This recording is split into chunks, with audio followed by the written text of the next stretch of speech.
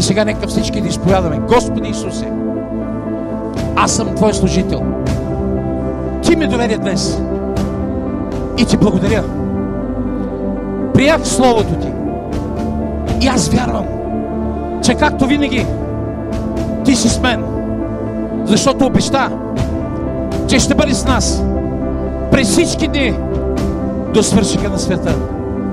Благодаря Ти, Исусе.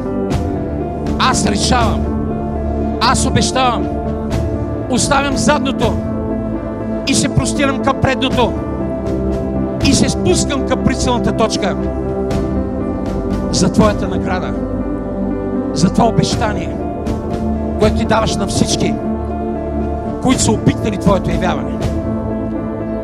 В името на Исус разрушавам всяко проклятие в моя живот, наследствено, самонанесено, магьосничества, окултни практики, демонични проклятия.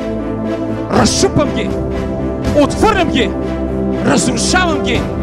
Сатана, ти си под моите нозе. Няма да успееш.